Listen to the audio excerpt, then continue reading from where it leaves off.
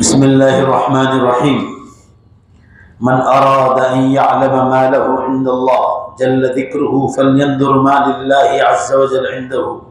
रुविया मिन हदीस अनस रज़ियल्लाहु अन्हु अबी हुरैरा व समुरह इब्न जुंदुब रज़ियल्लाहु अन्हु। नबी अकरम सल्लल्लाहु अलैहि वसल्लम ने इरशाद फरमाया कि जो ये जानना चाहे कि अल्लाह के यहाँ उसकी कितनी इज्जत है,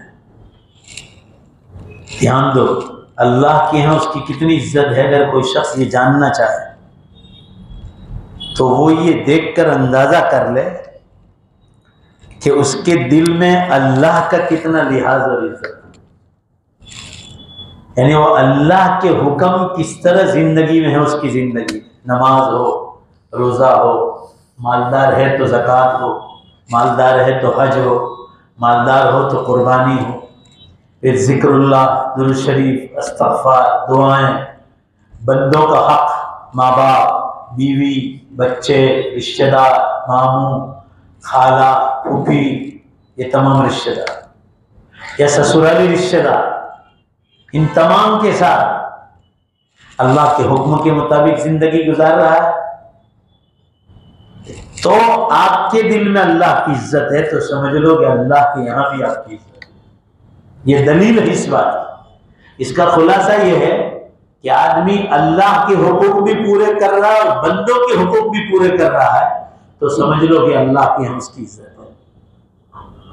ये एक निशानी है, थर्मोमीटर है कि अल्लाह के यहाँ आपकी इज्जत है। किसी मुसलमान मर्द या औरत की ये जानना चाहते हो तो आप खुद देख लो कि आपकी जिंदगी में अल्लाह के हुक्म कितने। भाई जोर से बोलो ना, बात समझ में आ रही है?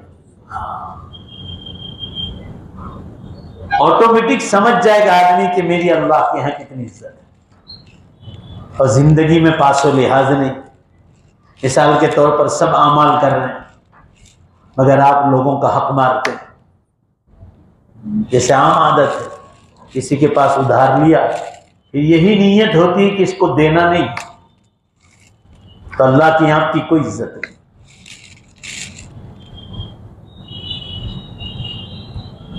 क्योंकि आपकी रोजी हलाल नहीं, पूरा ढांचा इस्लाम का खड़ा है आपकी हलाल रोजी पर। हलाल रोजी खाएंगे तो ही नेक आमाल कबूल होंगे। रोजी हलाल नहीं है, आपके नेक आमाल भी हो रहे हैं तो भी अल्लाह इसको रद्द कर देगा कि इसकी रोजी हलाल है। सुभान अल्लाह। उलमा लिखते हैं कि जो आदमी दुनिया में अल्लाह ताला का, चाहे मुसलमान मर्द हो या औरत, उसके हुक्म का जितना ख्याल रखेगा अल्लाह ताला आखिरत में उतना ही उसका ख्याल रखेगा और दुनिया में भी अल्लाह के नजदीक उसकी इज्जत होगी। लेकिन यह हकीकत समझने के लिए जरूरी है कि आदमी को यह इल्म हो कि अल्लाह ताला के इसके तकाजे क्या है, अल्लाह ताला हमसे क्या चाहता है। एक तो आमाल, हुक्म को मानना, और उस हुक्म को मानने के साथ साथ अल्लाह को राजी करने के लिए करना, दुनिया को राजी करने के लिए नहीं। ये पिछला जुमा मैंने पढ़ाया भी अंकलेश्वर के पास, तो इसी पर पूरा बयान हुआ पौना घंटा कि अल्लाह के हुक्म मानो, और हुक्म मानने में अल्लाह को राजी करने ही के लिए करना। दुनिया के इंसानों को राजी करोगे, कल उठकर हमारी जात से उनको तकलीफ पहुंची तो हमारी बेइज्जती करेंगे, और अल्लाह ताला को बार बार भी नाराज करोगे तो भी वो 100 बार नाराज करने के बाद भी 101वें बार माफी मांग लोगे, जोर से बेशक बोलो, तो भी वो आपकी बेइज्जती नहीं करेगा। इधर आ जाओ, इधर।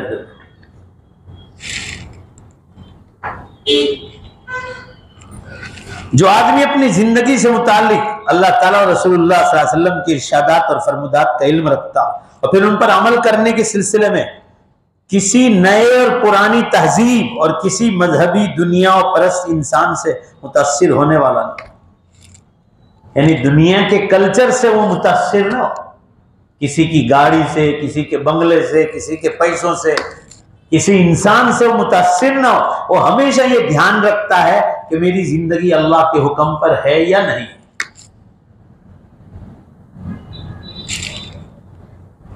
दुनिया को इस्लामी रंग में ढालने वाला हो, खुद की अमल, खुद की जिंदगी में भी अल्लाह के हुक्म हो और ये चाहता हो कि मेरे मुसलमान भाई बहन भी मेरी तरह दीनदार बन जाए, दुनिया के मुताबिक खुद को ढालने वाला ना हो। यानी दुनिया फैशनेबल है तो अपने आप को दीन छोड़कर फैशनेबल ना बना। जैसे हमारे कितने नौजवान रात को अपना नाम गैर मुस्लिम बदलकर रास खेलने चले जाते हैं नवरात्रियों में, और उम्मत को बदनाम करके, और वो लोग खुलेआम कहते हैं कि हम किसी मुसलमान को अंदर आने नहीं देंगे। तो मैंने बयानों में कहा, गैर मुस्लिम भी बैठे हुए यहाँ इंडिया में, ये इसको क्या कहते हैं, गरबे, हाँ क्या बोलते हैं, गरबे बोलते हैं। उनके पहले जो बयान इंडिया में मैं करके गया, कई जगहों पर हुए मेरे पूरे इंडिया में, मैंने उनमें कहा कि ये तुम लोग मुसलमानों को अंदर नहीं आने देते तो बहुत अच्छा काम है कि जो काम हमें करना है वही काम उनको आप गुनाहों से बचा रहे। उन्होंने भाई है कि नहीं, मैंने कहा हम तो बहुत खुश है।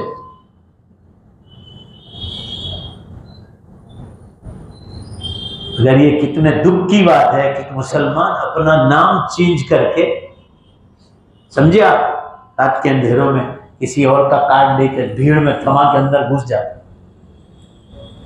और वहां होता क्या है, खालिस शहवानियात, नंगी औरतें नंगे लिबास पहनकर नाचती है, शैतान इंसान को बहकाता है, और फिर जीनाकारी का माहौल होता है।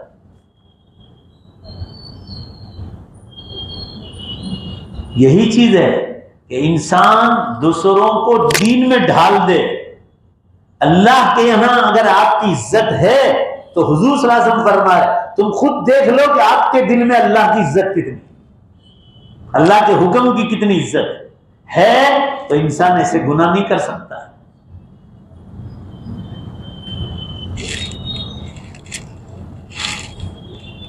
दुनिया, पूरी दुनिया को इस्लामी रंग में बदलने वाला हो, न कि दुनिया के मुताबिक अपने आप को बदल, तो समझ लो कि आपकी इज्जत अल्लाह के यहां है। और हर किस्म की नेकी करने और बुराई के छोड़ने में बेधड़क हो, तैयार हो हमेशा कि हर जो भी नेकी मिल जाए हम उठा लेंगे, तो बुराई से बच जाए, और उसे इस बात पर फख्र हो कि मैं मोहम्मदुर रसूलुल्लाह सल्लल्लाहु अलैहि वसल्लम जो दीन लेकर आए हैं मैं उसी का आशिक हूं। आदमी ये समझे तो समझो कि अल्लाह की आपकी इज्जत है। जो आदमी ऐसा तर्ज हयात इख्तियार करता है जिंदगी, यकीनन वो अल्लाह के यहां भी इज्जत मनकबत पाता है। अभी मैं तुर्की जाकर आया, तुर्किस्तान, उसकी पुरानी राजधानी इस्तांबुल है, अभी जो उसकी राजधानी है वो जो है अंकारा है, अभी नहीं बनाई गई, मगर पुराना शहर जो है सबसे खूबसूरत वो इस्तांबुल है। वहां जो तकरीरें हुई मेरी, कुछ वीडियो मैंने आप लोगों के लिए छोड़े थे 2-2 मिनट के, वो आप देख लो, और जो बयानात हुए फिर उसके तर्जमे तुर्की भाषा में हुए। 10 मिनट बोलता था फिर उसका तर्जमा होता था, 10 मिनट बोलता था फिर उसका तर्जमा होता था तुर्की भाषा।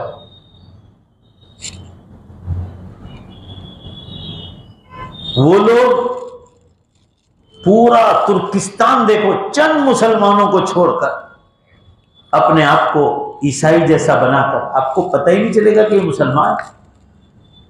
एक बहुत बड़े बुजुर्ग गुजरे, शेख मोहम्मद आफंदी रहमतुल्लाह, उनका बहुत बड़ा असर था, उनकी तकरीबन 95-100 साल की उम्र थी, अभी इंतकाल हुआ पिछले साल।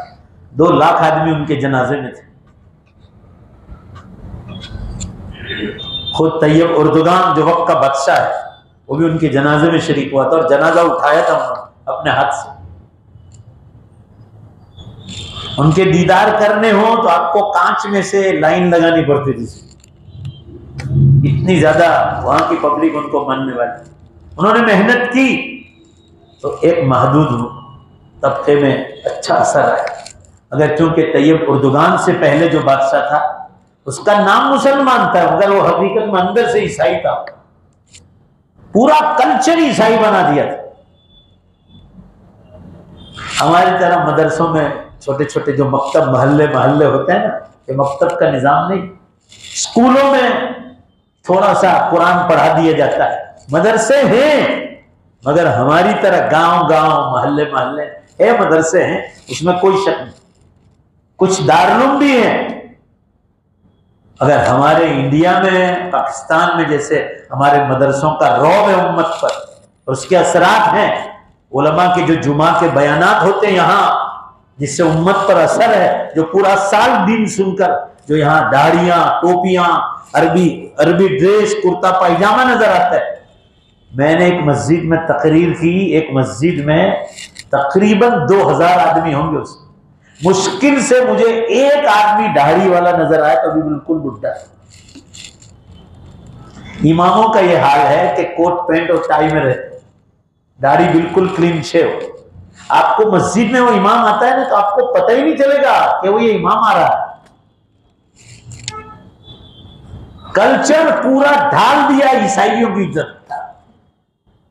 ये तो अल्लाह ने करम किया कि तैयब उर्दुगान आया और उसने बहुत मेहनत की और कर रहा है, और बहुत देर लगेगी। आप खुद सोचो, इमाम एक जगह जुमा पढ़ने गए हम इस्तांबुल में, एक नौजवान आया, इतने बड़े बड़े बाल, फैशनेबल, यहाँ से कान पर से हमारे यहाँ काटते हैं फैशनेबल, इस तरह बीच में बाल, चारों तरफ से मुंडा हो। हम तो ये समझे कि ये नमाज पढ़ना आया होगा, टाई पैंट शर्ट इनशर्ट किया हो। हम तो राह देख रहे थे कभी इमाम साहब को आएंगे, दाढ़ी वाड़ी, अरबी जुब्बा हो। उन्होंने तो मिंबर के पास अरबी जुब्बा था खुला हुआ, आके पहन लिया, और अमामे वाली टोपी तैयार रहती है वो ऊपर डाल दी ना, वो शर्ट पैंट वो अंदर ही, वो पैंट नीचे लटक रहे। 2-2 ढाई मिनट का अरबी का खुतबा लिख कर लाए, जब वो पढ़ लिया, और उनको अरबी खबर ही नहीं, इल्ला माशाअल्लाह के 2-4 आदमी समझते हो जिसने अरबी स्कूल में पढ़ा, क्योंकि पूरा कल्चर उनका वही कर दिया था, यूरोपियन टाइप। उसकी तफसीलात हम आपको बतलाएंगे। मिस्र से ज्यादा इसकी बड़ी तारीख है। खिलाफत उस्मानिया जिसने पूरी दुनिया पर हुकूमत की, 800 1000 साल पुरानी मस्जिदें आज भी इसी हालत में खड़ी, कोई रिनोवेशन भी नहीं हुआ, आज भी वो पुरतबाह अपनी रोशनी के साथ वो मस्जिदें खड़ी। 10-10 हजार आदमी नमाज पढ़े, इतनी मस्जिदें, मगर मस्जिदें मेरा। उसका मुस्तकिल प्रोग्राम करेंगे। हिंदुस्तान आने के बाद कुछ मस्जिद वालों के फोन भी आए हैं, मगर मैं कहा हर एक को तो प्रोग्राम नहीं दे सकते, एक ही बड़ा प्रोग्राम कर लेंगे, जिससे हमें कभी उम्मत को ये बतलाना है कि वहां हमको दीन का काम, जिन्होंने पूरी दुनिया पर हुकूमत की और जिन्होंने लोगों को इस्लाम बतलाया, वही इस्लाम भूल चुके हैं। अब हमें मिलकर उनको इस्लाम समझाना और किस तरह काम करना है हमको।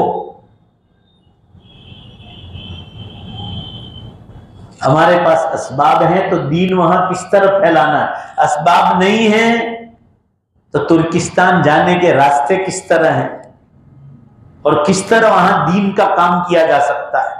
हमें 4 काम करने के हैं तुर्की में। तुर्की हाथ में आ गया पूरी तरह इस्लाम, पूरी दुनिया में इस्लाम फैल जाए, पूरा इस्लामी इस्लाम। हमारे मदारिस और मकातिब का कोई निजाम नहीं, वही मैंने आपको बतला दिया, कहीं कहीं मदरसे हैं, वरना स्कूलों में, गवर्नमेंट की स्कूल में ही वो मास्टर साहब ही पढ़ा देते क्योंकि सब मुसलमान है। और उनका हाल मैंने आपको बतला दिया, वही लोग मस्जिद के इमाम, दाढ़ी बिल्कुल नहीं, मिंबर के पास जुब्बा रहता है, वो भी जुब्बा पहन दिया, दाढ़ी बिल्कुल क्लीन शेव। वो इमाम जुमा में खुतबे के लिए खड़े हुए, ऐसा लगते थे कि बहुत बड़े आलिम और अल्लामा है। उन्होंने वो लिखा हुआ था 2-2 मिनट के 2 खुतबे पढ़ते और उससे पहले 5 मिनट कुछ तुर्की भाषा में कह दिए।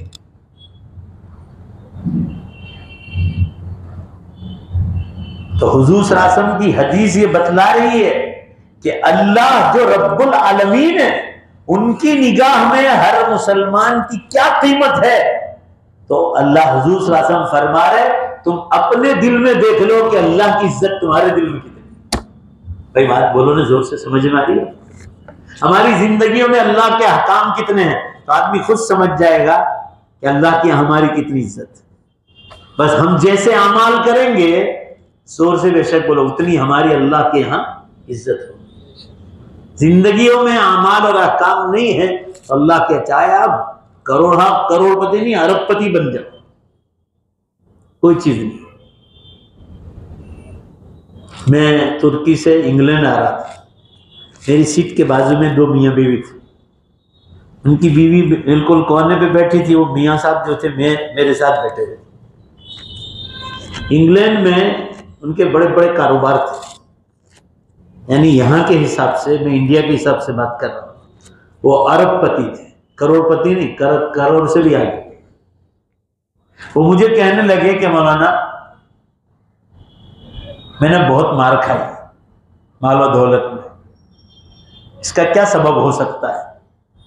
तो मैंने कहा एक ही सबब हो सकता है कि आप अल्लाह को नाराज करते हो। अब वो आप किस तरह नाराज करते हो तो आपकी जिंदगी को मैं पता है, आपको पता है, मुझे क्या पता। मालो दौलत में वरना मार नहीं पड़ती, इम्तिहान आता है, मगर मार पड़ रही कि मैंने बहुत मार खाई, इसका मतलब ये हुआ कि आप अल्लाह को नाराज करते हो।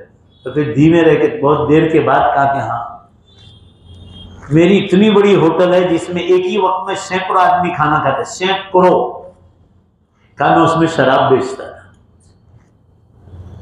और वो मैंने अपने बीवी बच्चों को वो पैसा भी खिलाया। तो मेरी जिंदगी में बीमारियां ये वो कभी मैं बाहर नहीं आया और पैसा हाथ में ही रहा, इतनी मार पड़ी। फिर मैंने कहा अब हाल कैसा है? पिछले 1 साल से बहुत अच्छा है, कि मुझे मालूम था मैं मुसलमान हूं कि शराब पीना हराम तो बेचना भी हराम। अब जिंदगी में तय कर लिया कि दुनिया अल्लाह की है, मेरी नहीं है, मैं उसका हुक्म तोड़ रहा हूं, इसलिए बहुत लंबी चौड़ी मार पड़ रही। अब मैंने छोड़ दिया। अब का बिल्कुल सुकून के साथ जो 25 साल में कमाया था वो अल्लाह ताला 1 साल में दे दिया, क्योंकि मैंने हराम छोड़ दिया। जोर से बेशक बोलो ना, 1 साल में देने की ताकत रखता है कि नहीं रखता? ये मसला है।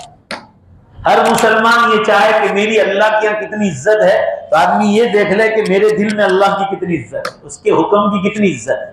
मेरी नमाजों का हल क्या है, मेरे रोजों का हल क्या है, मेरी जो नमाज छूटी उसकी मैंने कजा कर ली, मेरे जो रोजे छूटे उसकी कजा कर ली, कि बाकी मैं तिलावत कितनी करता हूं, मैं जिक्र अस्कार कितना करता हूं, मेरे घर में दीन कितना है।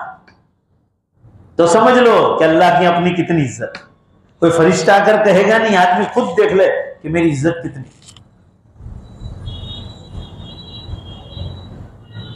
ये हदीस है, ये थर्मोमीटर है।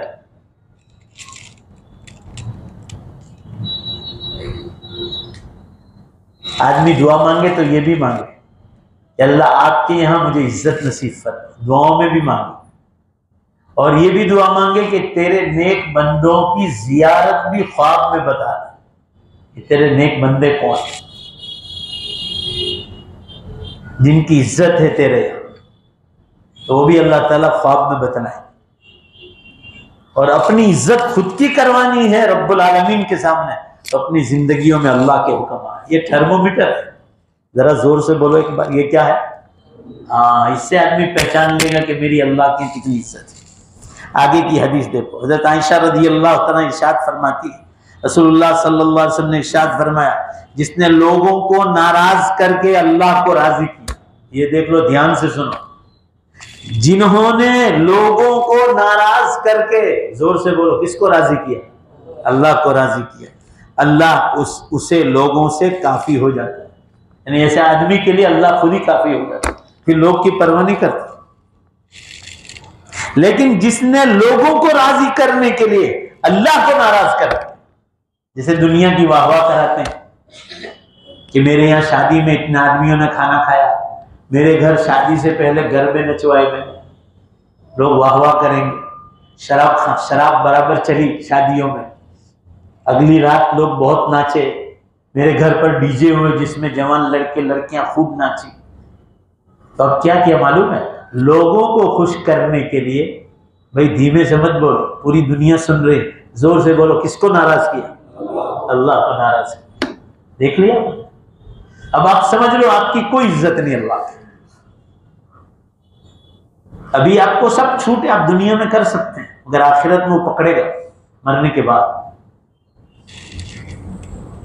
तो अल्लाह उसे लोगों के सुपुर्द कर दे देता है और अल्लाह उसकी कोई मदद नहीं करता। चंद दिनों में उसकी बेइज्जती होती है। समाज में जिन बुराइयों का चलन आम है उनकी मुखालफत करते हुए नेकी पर इस्तिकामत और अल्लाह के अहकाम की इताअत करना अल्लाह ताला की इताअत के हकीकी जज्बे के बगैर मुमकिन ही नहीं। क्या कहना चाह रहे हैं? ध्यान से सुनो।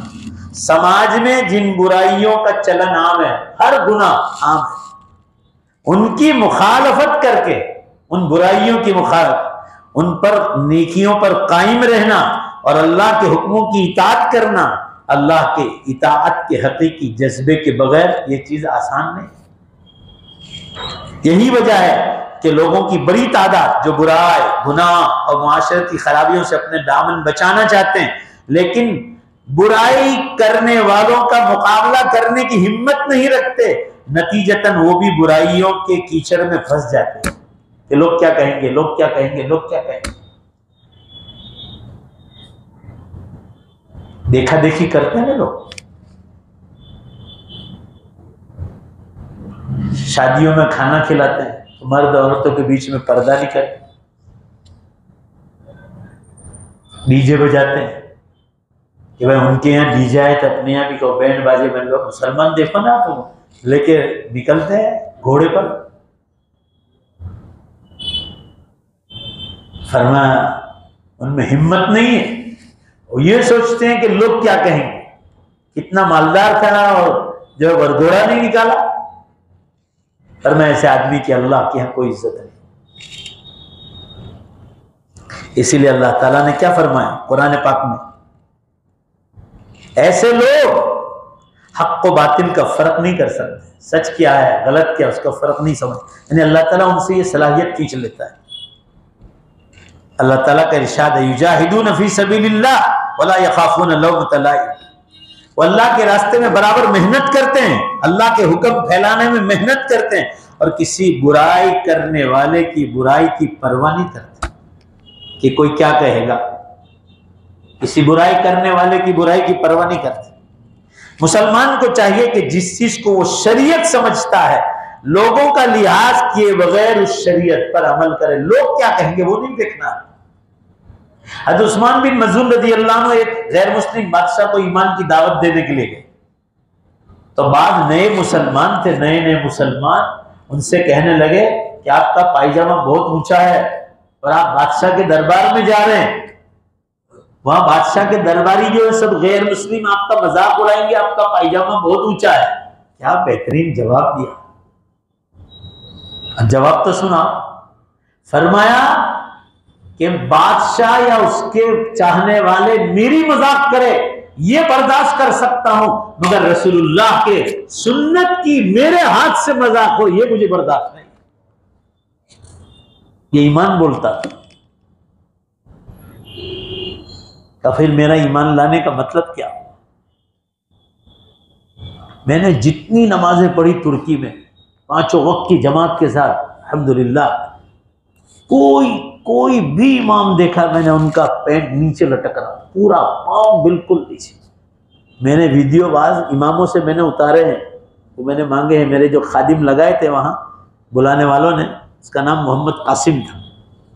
ओके, बुलाने वाले पाकिस्तानी हजरात थे जो इंग्लैंड में हैं, तो उन्होंने दावत दी थी कि आप तुर्की आओ, हमारे रिश्तेदार हैं वहाँ, वो आपका प्रोग्राम करेंगे। तो वो मोहम्मद कासिम ने कहा कि मैं ये इमामों से अरबी में बातचीत कर रहा हूँ, आप वीडियो उतारो।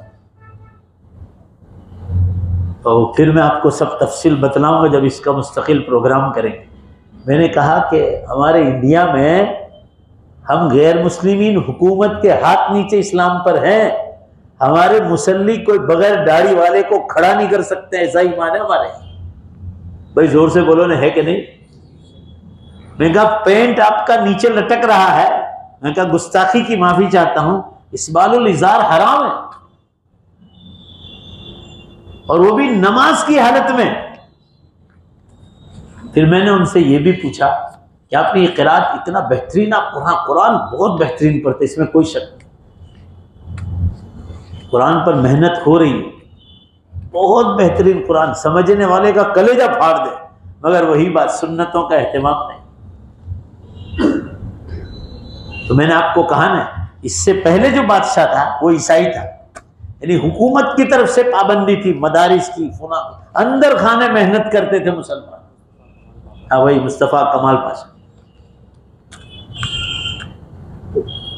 आप हज उम्रा करने जाओ, दाढ़ी नहीं रख सकते, टोपी नहीं पहन सकते, अरबी लिबास नहीं पहन सकते, पूरा कल्चर यहूदी और ईसाई बना दिया।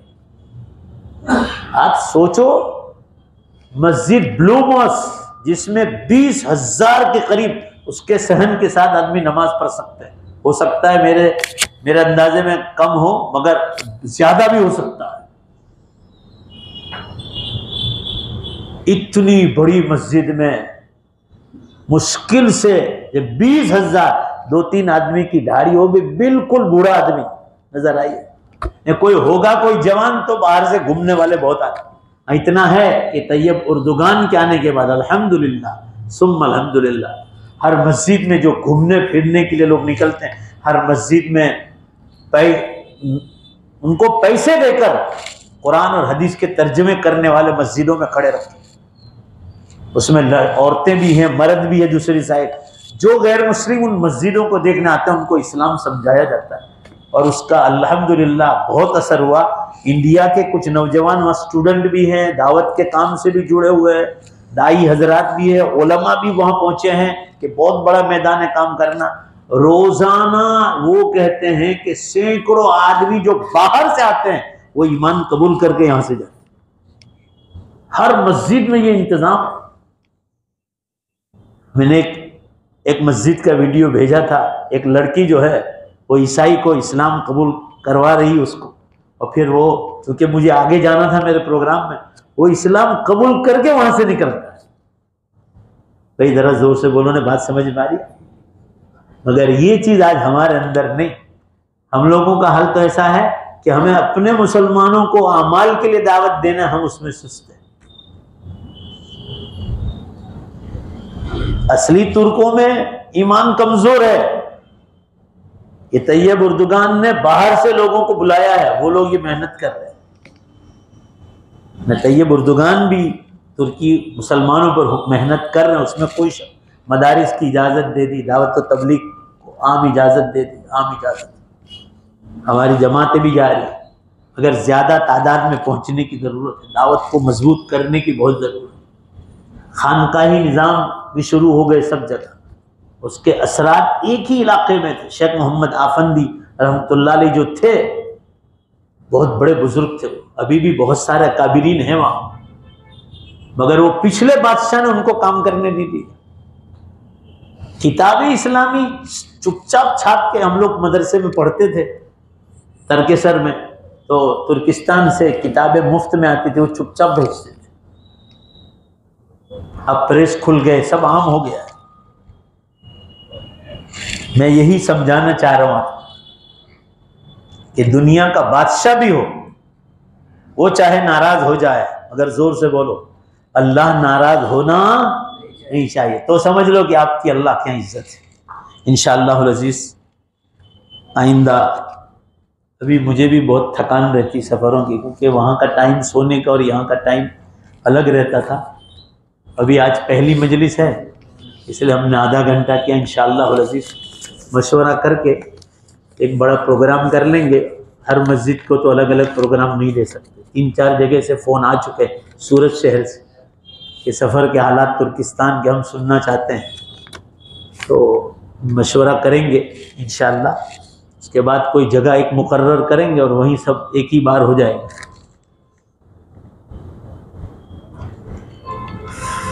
अल्लाह ताला हम तमाम को ऐसा बना दे, आमीन कहो, कि अल्लाह की निगाहों में हमारी इज्जत हो जाए। और ये उस वक्त होगा जब हमारी ज़िंदगियों में दीन हो। आप देख लो, और ये कब होता है जब आदमी दीन छोड़ता है ना तो अल्लाह जालिम बादशाह मुकर्रर करते हैं। तुर्की का हाल जो भी हुआ है पिछले ज़मानों में वो यही अंजाम था कि मुसलमानों ने मदरसे छोड़े थे, दीन की दावत छोड़ी थी, खानकाहें छोड़ी थी, ये सब चीज़ों की वजह से। फिर अल्लाह का निज़ाम आता है, फिर अल्लाह किसी की परवाह नहीं करता। अल्लाह हमारा मोहताज नहीं, बेशक बोलो हम अल्लाह के मोहताज। सारी दुनिया भी ईमान छोड़ दे, इसको कोई परवाह नहीं, फायदा हमारा है दीन पर चलने। अल्लाह हम सबको आखिरत की तैयारी की तौफीक अता फरमा। आज जो है बाहर चले जाइए। आज हमारे मस्जिद में ऐलान है, जामिया दारुल उलूम सबीलुस सलाम हैदराबाद, ये मौलाना खुर्शीद साहब माशाल्लाह हर साल आते हैं हैदराबाद। सबीलुस सलाम में हैदराबाद का मशहूर इदारा है और जिसमें बुखारी शरीफ तक और मुफ्ती बनने तक तालीम है और स्कूल का भी इंतज़ाम है। तकरीबन 900 बच्चे मदरसे में पढ़ते हैं। 1 करोड़ रुपए सालाना खर्च है, साल में एक ही बार वो आते हैं।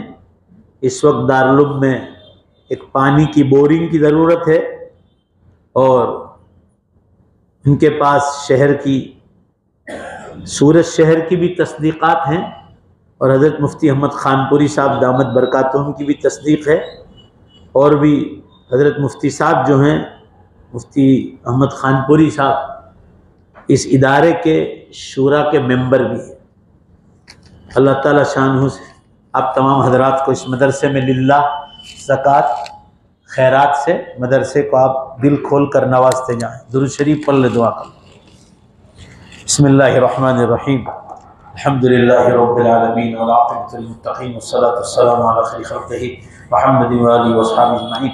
रब्बना आतिना फ़िद दुनिया हसना व फ़िल आख़िरति हसना व क़िना अज़ाबन्नार। हे अल्लाह, अपने फ़ज़ल से हमारे गुनाहों को माफ़ फरमा, हमारी ख़ताओं से दरगुदर फरमा। हम बहुत गुनहगार हैं, बड़े ख़ताकार और सियाकार हैं, बड़े मुजरिम हैं, आपकी बारगाह के बहुत बड़े पापी हैं। या अल्लाह, अपने फजल व करम से माफ़ फरमा, हमारे सब के यहाँ बैठने को कबूल फरमा। इस मस्जिद के पहले बानियों की ए अल्लाह सब की मग़फ़िरत फरमा, इनकी कब्रों को नूर से मुनव्वर फरमा। हमारे माँ बाप, रिश्तेदार, जितने दोस्त अहबाब, माँ बाप, रिश्तेदार, दादा दादी, नाना नानी, परदादे परनाने, परदादियाँ परनानियाँ, ए अल्लाह जितने दुनिया से इंतकाल कर गए, कब्रों में हैं हमारे असातिज़ा जिनसे हमने अलीबा की तख्ती से लेकर कुरान किताबें, कुरान हदीस पढ़ा और वो दुनिया से चले गए। पूरी उम्मत मुस्लिमा के लिए दुआ मांगते, अल्लाह सबकी मग़फ़िरत फरमा, सबकी कब्रों को नूर से मुनव्वर फरमा, सबको जन्नत में आला मकाम अता फरमा। अल्लाह, आपके नबी सल्लल्लाहु अलैहि वसल्लम ने फरमाया, जो मुर्दा नया कब्रिस्तान में जाता है, पिछले पड़ोस वाले मुर्दे इनको पूछते हैं कि क्या क़यामत कायम हो गई। हर मुर्दा ये चाहता है कि कब क़यामत आए और अल्लाह सबको दोबारा जिंदा करके जन्नत में दाखिला अता फरमा। या अल्लाह, क़यामत बहुत करीब है, बड़ी निशानियां शुरू हो गई। या अल्लाह, तुर्किस्तान के उलमा ने भी, आप तो रब्बुल आलमीन हैं, तुर्किस्तान के उलमा भी दुनिया वालों को समझा रहे हैं कि अब क़यामत बहुत करीब है, कलमा पढ़ लो। जो दुनिया वहाँ घूमने आती है उनको कहते हैं कि बड़ी निशानियां शुरू हो गई, उम्मत को समझा रहे हैं क़यामत बहुत करीब आ गई। अल्लाह, उम्मत को दीन पर आने की तौफीक अता फरमा, हमें दीन की दावत के काम में सबको जुड़ने की तौफीक अता फरमा, उलमा के बयानात में बैठने की तौफीक अता फरमा। अल्लाह, मस्जिदवार जमात की तालीम हो, घरों की तालीम हो, उसको जिंदा करने की और उसमें बैठने की उम्मत को तौफीक अता फरमा। अल्लाह, हर चीज़ का मज़ा उस वक्त पता चलता है जब आदमी टेस्ट करता है। ये पूरी उम्मत को 3 दिन दावत के काम में जाकर उन्हें टेस्ट करने की कि कितना रूहानी मज़ा आता है, अल्लाह ये जाने के बाद ही पता चलता है। ए अल्लाह, और हम लोगों को तेरे रास्ते में जाकर इसका एहसास है कि दीन के लिए बयानात में जाकर उम्मत का कितना दर्द पैदा होता है। ए अल्लाह, ये दर्द तो पूरी उम्मत को अता फरमा। ए अल्लाह, जितने इज्तिमाआत होने जा रहे हैं अपने फजल व करम से इसको कामयाब फरमा, ज़्यादा से ज़्यादा लोग जमातों में निकले। अल्लाह, ऐसी उम्मत को तौफीक अता फरमा, इन इज्तिमाआत में रूहानियत और नूरानियत डाल दे, इनमें बरकत और खैर डाल दे, भलाइयाँ डाल दे और उम्मत की हिदायत का जरिया बना दे। खानकाहों के बुजुर्गों के पास बैठकर अल्लाह अपने दिल की इस्लाह की उम्मत को तौफीक अता फरमा। दीनी किताबें छाप छाप कर गैरों तक पहुंचाने की तौफीक अता फरमा। ए अल्लाह, इस वक्त जो हालात चल रहे हैं एक दुनिया के हिस्से पर, आप रब्बुल आलमीन हैं, आपसे कोई चीज छुपी नहीं। ए अल्लाह, जालिमों की जो जालिम जो कुछ कर रहे हैं, ए अल्लाह हमारा ईमान है कि आप सब कुछ देख रहे हैं, मगर अल्लाह हम आपके फैसले का इंतजार कर रहे हैं। हमारा तेरा कुरान और हदीस हमारे हाथ में। ए रब्बे काबा की कसम, आप रब्बुल आलमीन है। शहीदों पर रहम फरमा, शहीदों पर रहम फरमा, शहीदों पर रहम फरमा। इन्होंने जो घाव खाए हैं अपने मरहुमीन पर, अल्लाह इन्हें बेहतरीन सब्र की तौफीक अता फरमा। ए अल्लाह, हमारे पास दुआओं के सिवा कोई रास्ता नहीं, वहां जाने के भी कोई रास्ते नहीं, सब रास्ते बंद हैं। ए अल्लाह, तो हमारी एक मदद तो कबूल फरमा ले, हमारी दुआओं को अहले ईमान के हक में कबूल फरमा और जालिमों के खिलाफ कबूल फरमा। ए अल्लाह, इन जालिमों को खत्म फरमा, उनके प्रोग्राम खत्म फरमा, अल्लाह इनकी बमबारी को खत्म फरमा। ए अल्लाह, अहले ईमान की तू गैब से मदद नाजिल फरमा। ए अल्लाह, अहले ईमान की तू गैब से मदद नाजिल फरमा। आसमानी जमीनी ए अल्लाह रहमतें और बरकतें अहले ईमान पर नाजिल फरमा और आसमानी और जमीनी बलाइन जालिमों के पर नाजिल फरमा और ऐसी सजा दे, ऐसी सजा के दोबारा कभी ये उठने न पाए। हम आपके फैसलों पर राजी हैं, मगर तो अहले ईमान की मदद फरमा दे। हम दुआओं के सिवा कुछ नहीं कर सकते। अल्लाह, करेंगे तो कुछ नहीं होगा और होगा तो अधूरा होगा। परवरदिगार आलम, कम से कम हमारी आहों को उन अहले ईमान के लिए कबूल फरमा जिनकी रात बिगड़ गई, जिनकी दिन बिगड़ गए, जिनकी घड़ियां बिगड़ गई, जिनके खाने पीनों का ठिकाना नहीं, लाइटों का ठिकाना नहीं, रोड का ठिकाना नहीं, हॉस्पिटलों पर बमबारी कर रही। ए रब्बुल आलमीन, तू रहम फरमा दे, करम फरमा दे। आप रहमर राहिमीन है, अकरम अकरमीन है। हम बाजारों में नहीं बैठे, तेरे रब ये रब तेरे घर में बैठे। हम थोड़े से हैं, मगर पूरी उम्मत के लिए हमारे आंसुओं को कबूल कर ले। इन जालिमों को खत्म फरमा, इन जालिमों को खत्म फरमा। अहले ईमान की तू मदद फरमा, इन अहले ईमान की मदद फरमा। शहीदों को जन्नत में आला मकाम अता फरमा। अल्लाह, जो जख्मी है उन्हें पूरी तरह शिफा अता फरमा, जो जख्मी है उन्हें पूरी तरह शिफा अता फरमा। और जो जालिम अल्लाह अहले ईमान होकर सत्तावन हुकूमतें चुप बैठी है, तो अल्लाह ये भी एक किस्म के मुजरिम है जो खामोश बैठे हैं। ए अल्लाह, तू अहले ईमान की मदद के लिए इनको खड़ा फरमा दे। अहले ईमान की मदद के लिए उनको खड़ा फरमा दे। अल्लाह, हम सब के यहाँ जमा होने को कबूल फरमा, हमारी दुआएं अहले ईमान के लिए कबूल फरमा। अल्लाह, ईमान वालों की मदद नाजिल फरमा। हमारी दुआओं को अपने फजलो करम से, अपने पाक नामों के तोहफे प्यारे हबीब जनाब रसूलुल्लाह सल्लल्लाहु अलैहि वसल्लम के सदक़े तुफ़ैल कबूल फरमा। रब्बना तक़ब्बल मिन्ना इन्नका अंतस समीउल अलीम बिरहमतिका सल्लल्लाहु